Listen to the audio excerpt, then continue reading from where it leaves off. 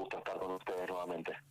Sí, hace bastante que no hablamos, pero bueno, es importante, creo que nos des tu opinión. Pues bueno, tuvimos por un lado el tema de los aumentos de las tarifas, que estamos empezando a notar ahora en estas próximas boletas, y además este ajuste en la economía, que lamentablemente, bueno, afecta a sectores muy sensibles, ¿no? ¿Qué opinión tenés acerca de eso? ¿Es necesario? Porque se nos dice como que que bueno, que no queda otra, que hay que cumplir con el fondo. ¿Es necesario este ajuste en estos momentos realmente? Bueno, Macarena, a mí me interesaba hablar con ustedes, siempre es un placer hablar con ustedes, pero en particular de estos últimos tiempos, sí, es importantísimo hablar sobre los ajustes, ¿sí? O sea, no sobre este ajuste en particular, me gustaba hoy charlar con ustedes sobre los ajustes por ahí en general y luego pasemos a analizar cómo se aplica este ajuste en particular. Me parece muy bien. Sí, porque hay que darle algo de perspectiva, porque si no siempre estamos por ahí en la coyuntura y lo que estamos viendo es que parece ser que se están peleando entre la clase política argentina sobre quién aplica el ajuste más feroz, ¿no? Digamos, no solamente está el Frente de Todos aplicando el ajuste, sino que desde la oposición se dice que se están quedando cortos con ese ajuste.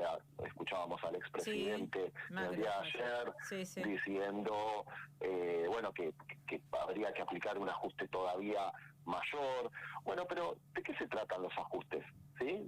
Me parece que es importante que pensemos entre todos de qué se trata esto. Básicamente un ajuste es recortar los gastos del Estado, ¿sí? Eso es lo que más o menos todos escuchamos. Concretamente, en la Argentina se espera recortar 128.000 millones de pesos durante estos próximos 4 meses del año. Pero el objetivo, en realidad, es recortar 308.000 millones de pesos para cumplir con el déficit de 2,5%, que es lo que, como vos decías, se acordó con el Fondo Monetario. Claro. ¿Sí? Eso es lo que tenemos como objetivo, parece ser, todos y todas los argentinos. Tenemos esta obligación, ¿sí? Y tenemos que aplicarlo y desarrollarlos.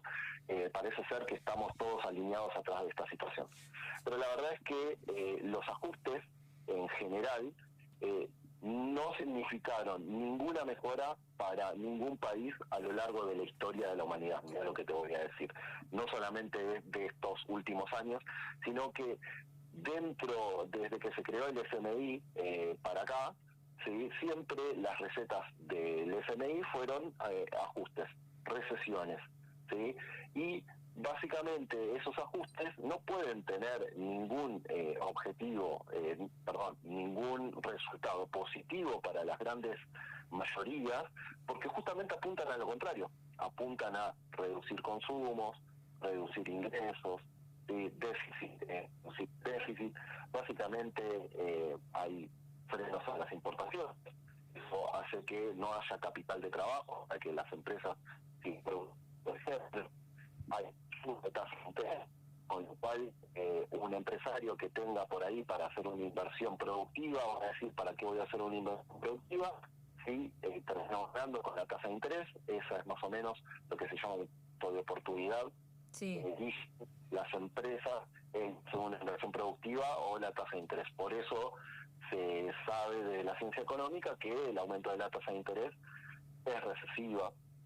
Hay recortes presupuestarios, ¿sí? Que eso necesariamente impacta sobre el crecimiento de la economía.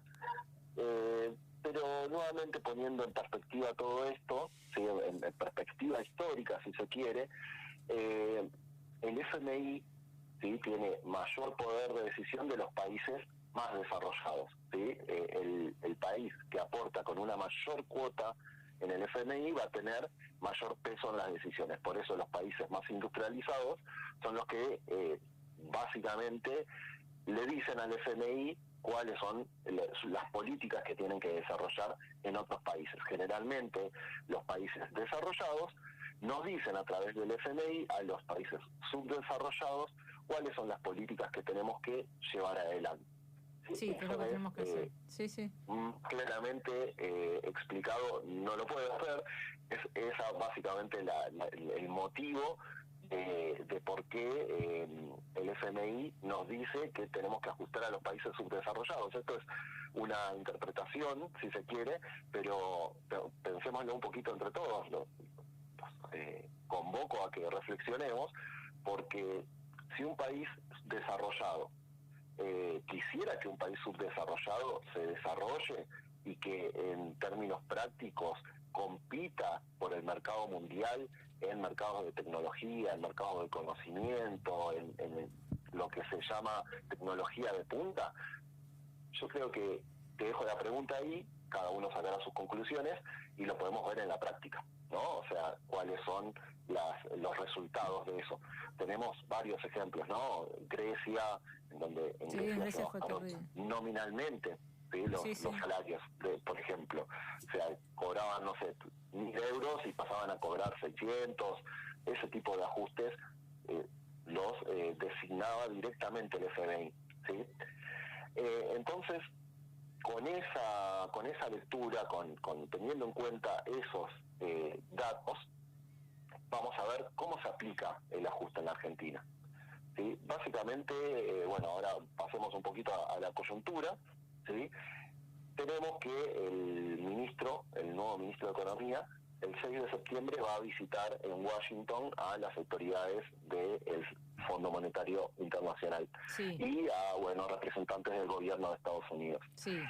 Pero lo más importante, me parece, también destacar que parece ser que el ministro va a pedir un nuevo préstamo del Fondo de Resiliencia y Sostenibilidad, ¿sí? Que tiene el fondo y que muchos países recibimos, nosotros ya lo recibimos durante la pandemia, unos fondos.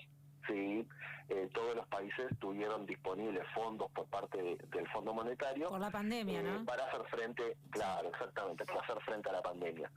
Sin embargo, parece ser que Massa va a pedir nuevamente un préstamo de estas características, pero lo grave no es, digamos, que nos vamos a endeudar un poquito más, porque serían 1.300 millones de dólares los que le pediría Massa al FMI, sino que ya validamos el préstamo de Macri con el acuerdo con el fondo, ¿no? El último acuerdo que se hizo, el refinanciamiento que firmó la Argentina con el fondo, validó el acuerdo el acuerdo que firmó Macri en su momento. Y ahora no va a tener el Frente de Todos la excusa de que es una herencia, porque también el Frente de Todos va a tomar un préstamo y nos vamos a estar exponiendo a la injerencia del FMI en la economía y la política de la Argentina, ¿sí? Estamos validando con las dos coaliciones más importantes de la Argentina nuestro sometimiento, la injerencia directa de los países más desarrollados sobre la política que puede desarrollar la Argentina, ¿sí? Y la novedad, más allá de las disputas de poder que estamos viendo, digamos, en el plano legal, en el plano jurídico, que hay enfrentamientos nuevamente entre, los impulsores de cierto sector de la justicia argentina, que todos sabemos los lineamientos que hay hacia el interior de la justicia con tal o cual grupo económico, ¿sí? Hay una disputa de poder claramente ahí, pero en el plano económico pareciera ser que están alineados.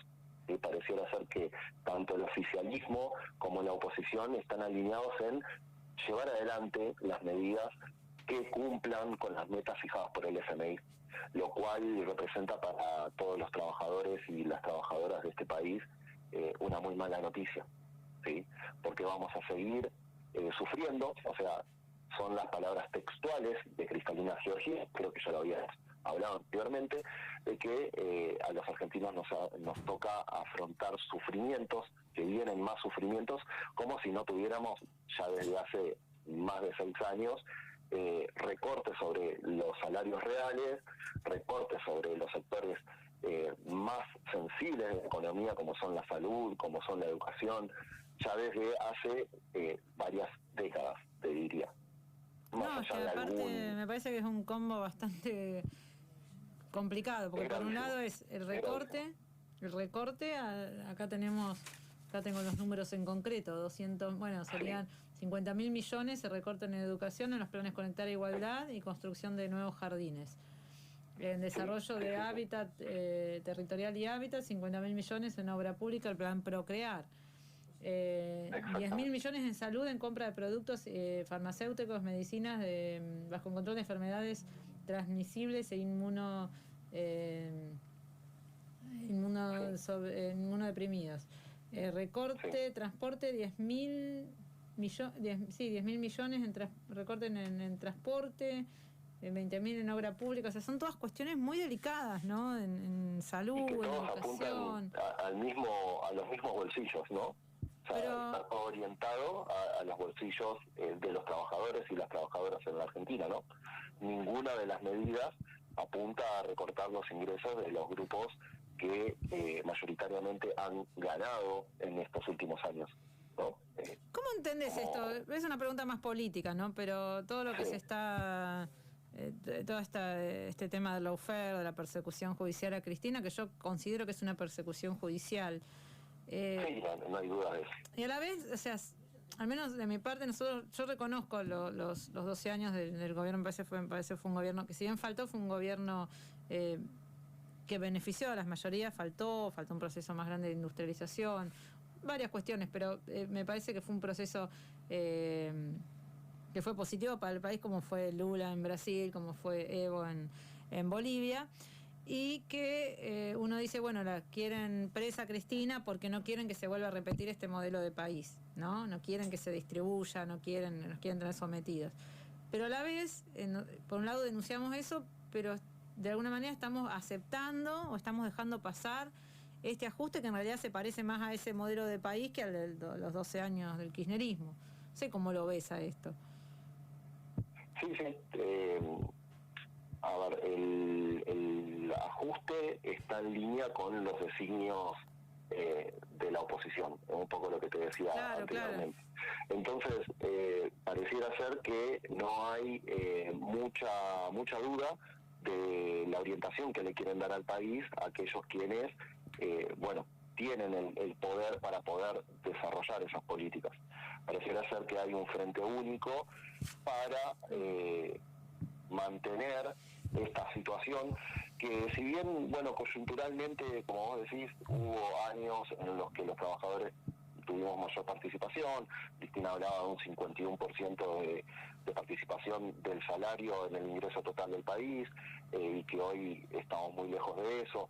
Es verdad que coyunturalmente fueron años mejores, asociados a un proceso internacional de mejora en las condiciones de los productos que produce Argentina, que es básicamente la soja, los productos agropecuarios, básicamente en eso. Pero si vos pensás en qué sector estratégico de la Argentina se desarrolló y tiene la perspectiva de brindar divisas, ingresos genuinos, podemos ver lo que pasó con Vaca Muerta, que era lo que parecía ser que nos iba a salvar a los argentinos de la decadencia, ¿no? O sea, básicamente para generar ingresos, hay petróleo, hay gas, sin embargo, se firmaron acuerdos con empresas multinacionales en ese sitio. No sabemos a cuántos años, porque hay acuerdos secretos que se firmaron, por ejemplo, con Chevron en el gobierno de Cristina, en el cual, probablemente, ya te digo probablemente porque no lo sabemos, pero hay comprometido muchas de las ganancias que se podrían obtener con el desarrollo de Vaca Muerta, ya están condicionados a futuro por pactos que se hicieron durante el propio gobierno de la vicepresidenta actual. Digamos, yo no tengo una visión tan optimista sobre esa etapa, porque creo que los recursos que se generaron podrían haberse utilizado para un desarrollo genuino de la economía, para una integración regional más profunda, y sin embargo, eso no sucedió. Hoy en día estamos viendo cómo implícitamente Cristina está avalando las políticas como si fueran políticas necesarias.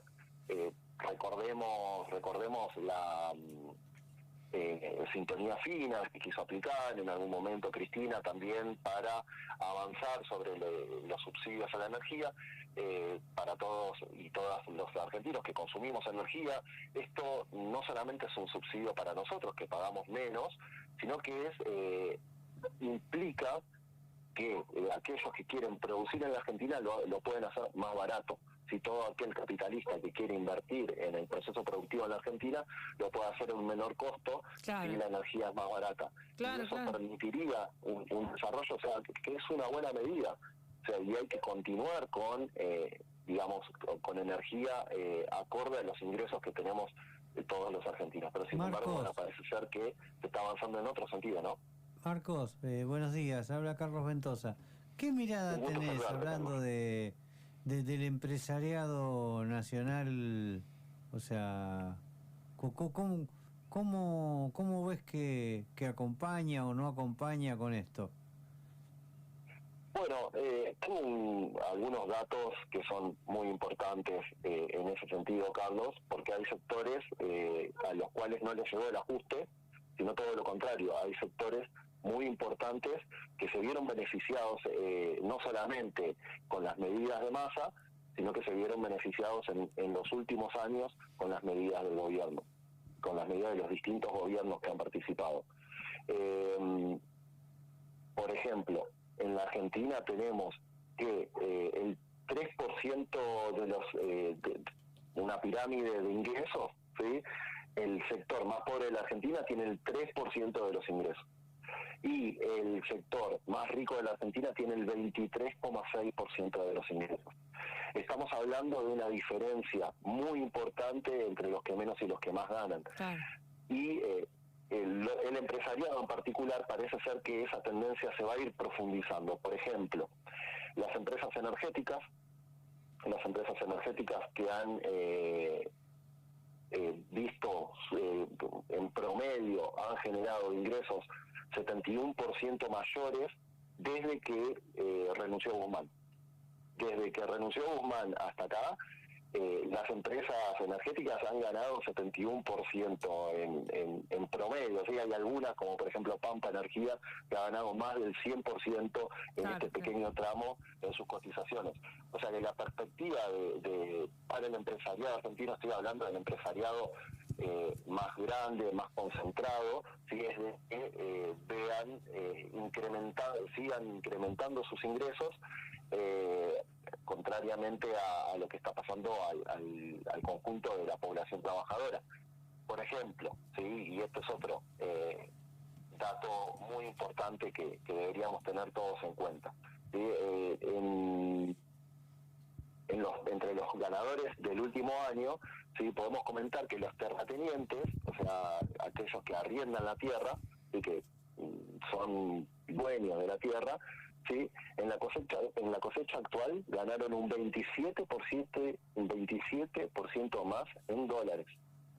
¿Qué negocio da un 27% en dólares, no? O sea, no hay negocio casi en el mundo que es como generación Zoe, ¿no? O sea, una especie de trampa Ponzi, pero si no fuera que es real y sostenido en el tiempo, ¿sí? Y en relación a la campaña 2019-2020, las ganancias crecieron un 177% para aquellos que arriendan sus tierras y que, por ejemplo, se les había propuesto un aporte extraordinario por la guerra y porque ellos ahora van a tener un ingreso extraordinario.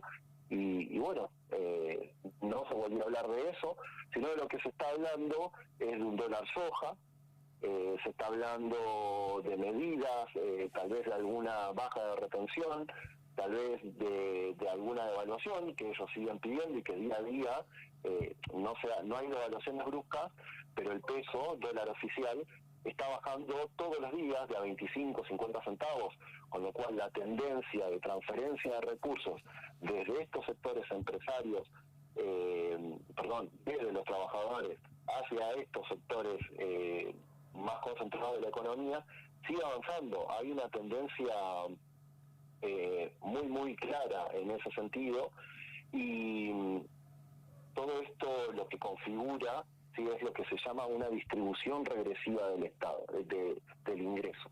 Hay una distribución regresiva del ingreso.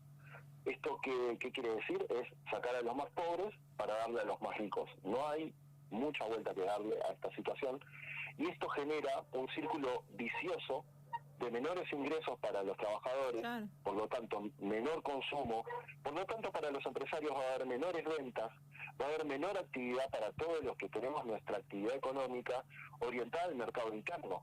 Para todos aquellos, para tanto el pequeño empresario como para los trabajadores que tenemos nuestro interés económico en este país, parece ser que nos va a ir mal. Parece ser que no hay políticas orientadas a generar consumo, Justamente, a generar claro. un círculo virtuoso, digamos. Sí.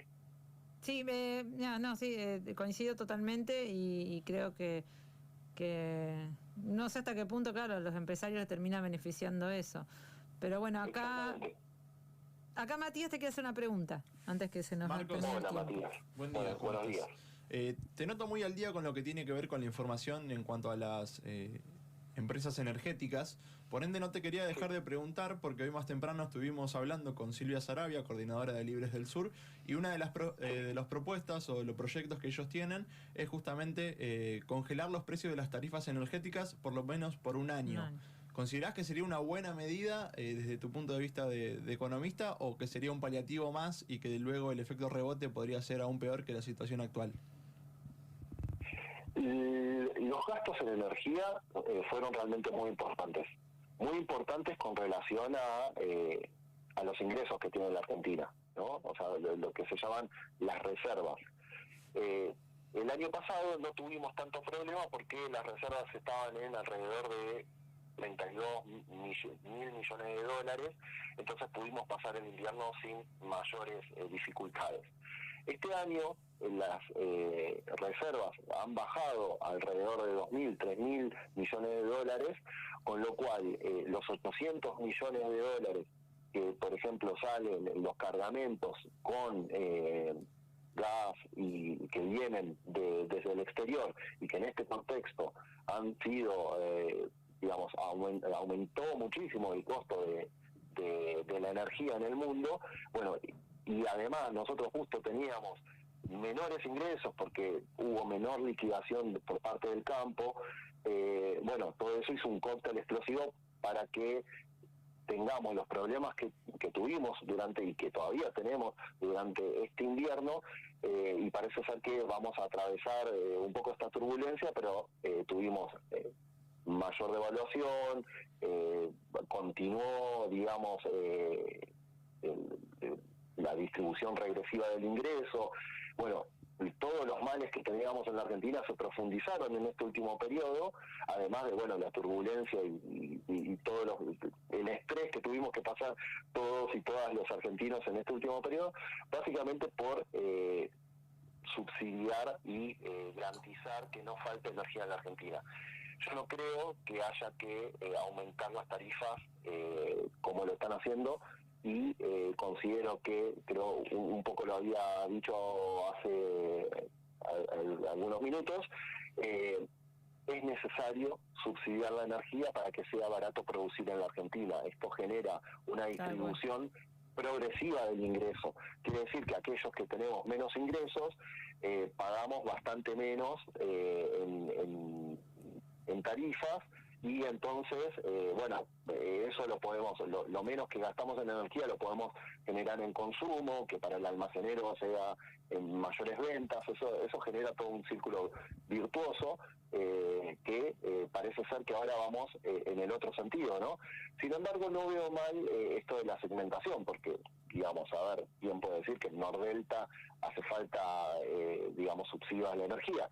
Ahí sí hay que ser eficientes y dejar de subsidiar esos gastos en particular, pero no para el conjunto de la economía, no para las clases bajas, no para la pequeña y mediana industria, no para estos sectores que realmente necesitamos tener mayores recursos disponibles para generar este círculo virtuoso en la economía, ¿no? Así que Marcos. yo te diría que apoyo la medida de Sarabia. que planteaban, ¿no? Sí.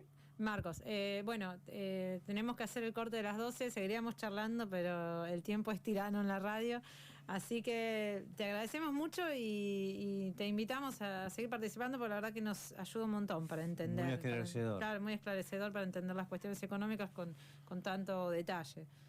Te agradecemos muchísimo. Ha sido un gusto y a total disposición, como siempre. Muchísimas gracias, Marcos, que tengas excelente fin de semana. Buen día. Gracias. Estamos hablando con Marcos Peralta, licenciado en Economía de la Universidad General Sarmiento, explicándonos todo el tema económico, la coyuntura económica. Y nos vamos al corte, pues ya estamos pasaditos unos minutos.